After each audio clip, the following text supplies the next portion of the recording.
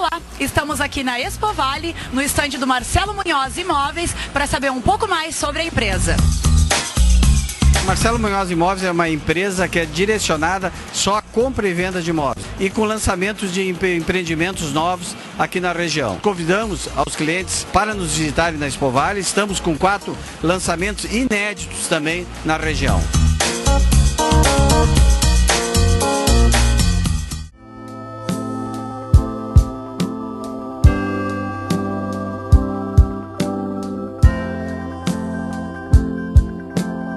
O programa Transcendência retorna hoje tendo Suzana Schwertner, direto da Expo Vale. Suzana, há filmes muito bacanas que trabalham essa questão da alteridade. Eu lembro aqui do Blade Runner, Caçador de Androides, de 1982, creio eu, com Harrison Ford. Um drama extremamente bacana, porque ele é um caçador de androides que fugiram de um planeta onde eles são utilizados para trabalho e vêm à Terra, e eles têm um tempo de vida.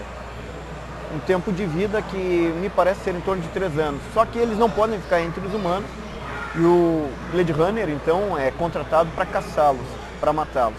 E há todo um embate sobre a questão do sujeito, a construção do sujeito, a não aceitação do outro, que é diferente.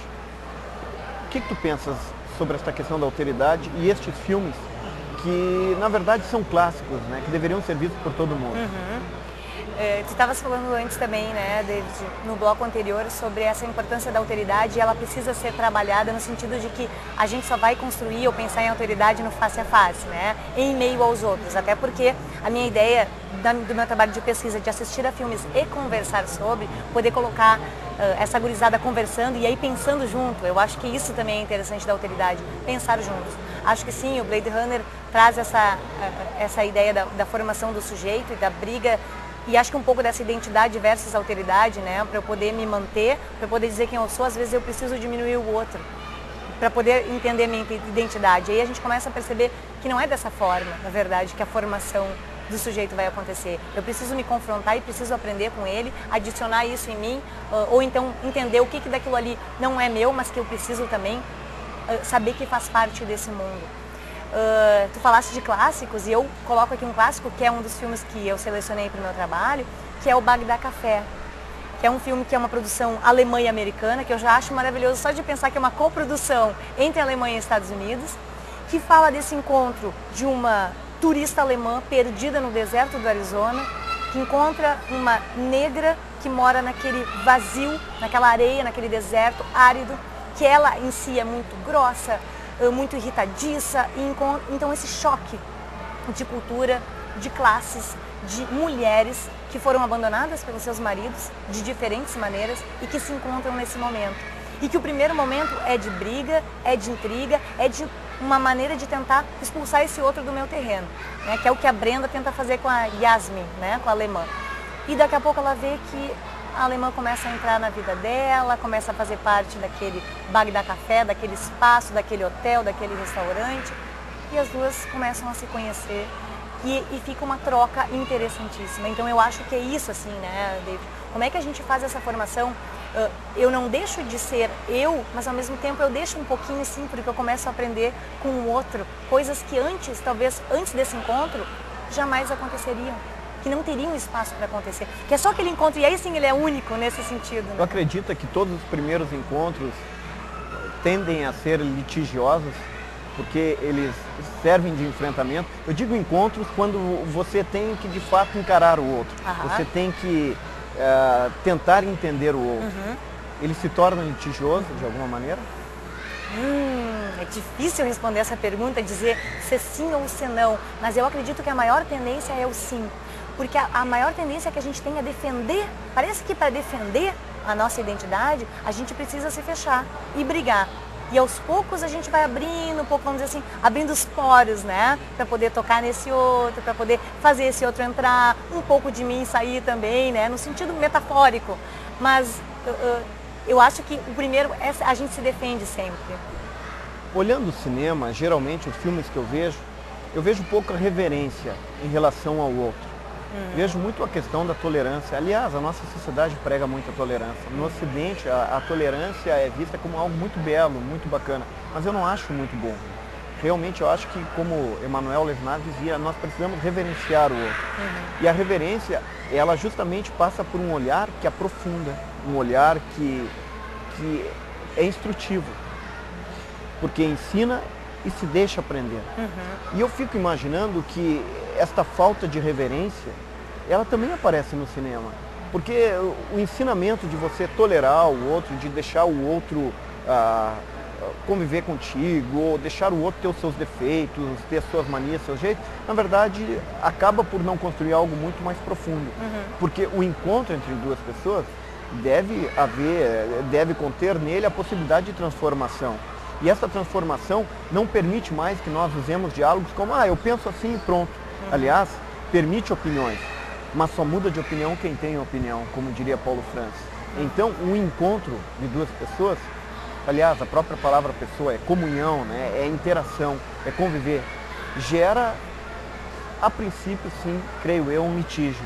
Porque você vai ter um enfrentamento, e é um enfrentamento inteligente, e vai, ao mesmo tempo que ensina, vai aprender. E o cinema parece que às vezes não trabalha muito isso.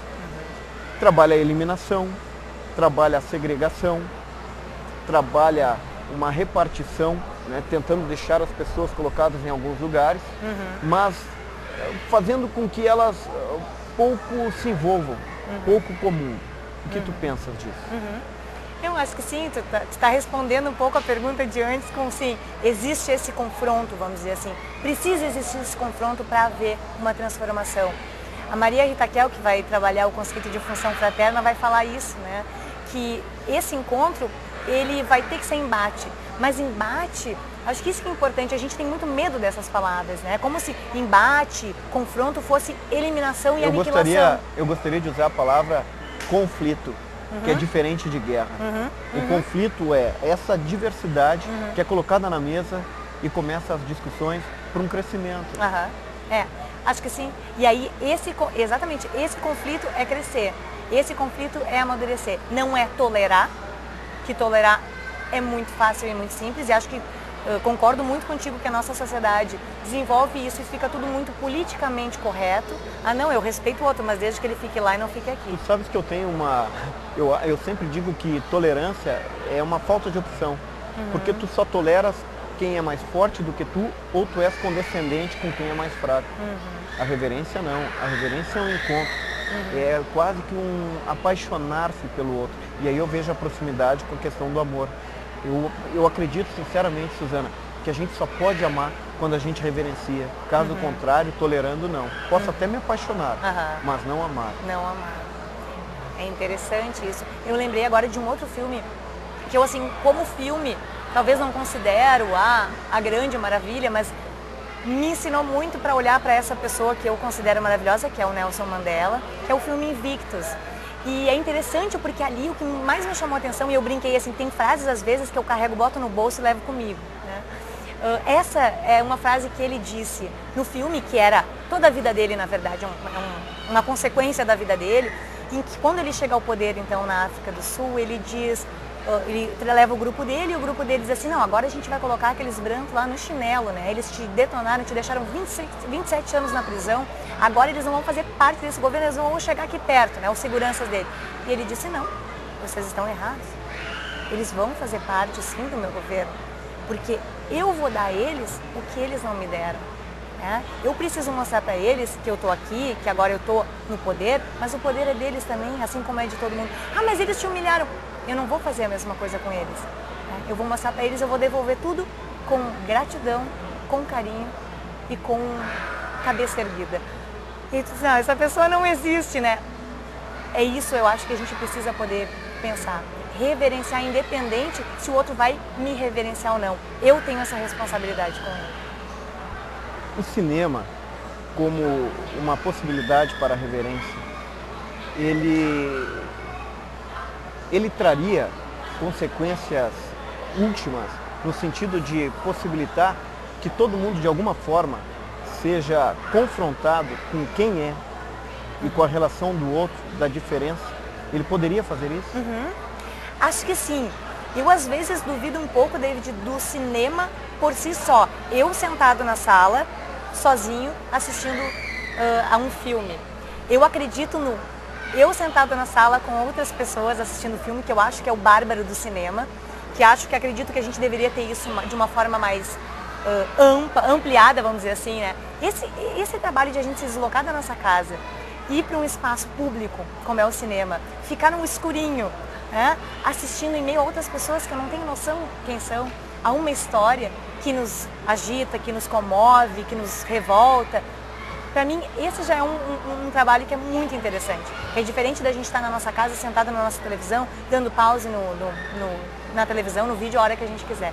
Esse movimento para mim é interessante. Então, eu acredito que sim, o cinema movimenta a gente, ele pode fazer isso com a gente individualmente, mas quando a gente faz isso, e aí um trabalho como esse de sentar e assistir filmes juntos, né? Aí a pessoa se dá conta de uma cena que ela não tinha assistido anteriormente, mas que naquele momento, em meio a tantas pessoas, alguém chamou a atenção e disse, puxa vida, isso tinha me passado. Então assim, é isso que eu fico pensando, a riqueza é essa do encontro, de vários encontros. Então assim, de assistir sozinho, de assistir com mais pessoas, de trabalhar na escola, de assistir com meu pai, de propor um encontro entre família e, vamos assistir esse filme junto que eu acho que vai ser muito interessante. Então acho que isso faz diferença, né? Aí você pode comungar. Exato. E pode construir. Muito bacana. Exato. Obrigado por ter te recebido mais uma vez. Obrigada, David. Suzana, acho que nós abrimos espaço para novos encontros. E os encontros que sempre... Eu vou aqui falando, né? Às vezes as pessoas pensam que a gente vem pronto. A gente não vem pronto, né, David? Ele nem me passa as perguntas e nem eu preparo as respostas. Então, e é isso, quanto mais a gente fala, mais a gente vai construindo o pensamento da gente, né? E aí tu vai me questionando e eu disse, poxa vida, exatamente esse exercício de alteridade. Bom, mas eu não tinha pensado nisso. Como é que isso pode se inserir no meu trabalho? Isso é muito legal. Bacana, muito obrigado. Obrigada. O programa Transcendência fica por aqui, hoje tendo recebido Suzana Schwertner, direto da Expo Vale. Até o próximo.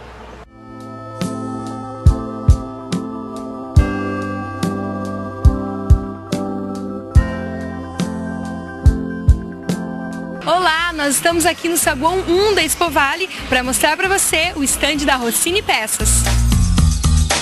Nós programamos para a Expo Vale o lançamento do site e o lançamento de um serviço de transportes de caminhão cegonha. Nós temos duas lojas, em Encantado, na rodovia RS 129, e em Lajeado, na BR 386, bairro Olarias. Lajetel Telecomunicações, há 25 anos oferecendo qualidade e bom atendimento.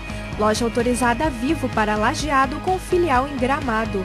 Agente autorizado Vivo Empresas para todo o Brasil. Assistência técnica em celulares e telefonia fixa. Lajetel Telecomunicações, Avenida Benjamin Constant, 1210, Centro de Lajeado. Fone 3714-8888. Acesse www.lajetel.com.br. Olá, nós estamos aqui no pavilhão 1 da Expo Vale para que você conheça um pouco mais sobre a Orion Investimentos. A Orion Investimentos, então, é uma empresa que surgiu então no Vale do Taquari com o objetivo de inovar, trazendo então um sistema diferente de investimentos, de consultoria, né, de investimentos e consultoria empresarial. Estamos convidando a toda a população para conhecer o nosso escritório e os diversos produtos com os quais a gente trabalha. Olá, estamos aqui na Expo Vale, no estande da Ozen e da Refinata, para saber um pouquinho mais sobre essas empresas. A empresa Refinata é uma empresa que trabalha com embalagens para presentes, embalagens personalizados. Trabalhamos no segmento mais para empresas e indústrias e também para o comércio e para o varejo. Ela está localizada em Caxias do Sul. Bom, Oz especificamente é uma empresa revolucionária do mercado de embalagem na linha de plástico, porque ela lida especificamente com embalagens recicladas de PET, né? Isso é uma coisa novidade no mercado, está crescendo muito. Convidamos a todos para passarem pelo nosso estande para verem as nossas novidades, os nossos produtos e os lançamentos que a gente está trazendo diariamente. Olá, nós estamos aqui no pavilhão 2 da Expo Vale para mostrar para você o estande da Print, sistema de impressões. A Print é uma empresa focada em sistemas de impressão, impressoras multifuncionais. Trabalhamos na região do Vale do Taquari. Gostaríamos de convidar então a todos a virem até ao estande da Print e conhecer todos os produtos que nós temos.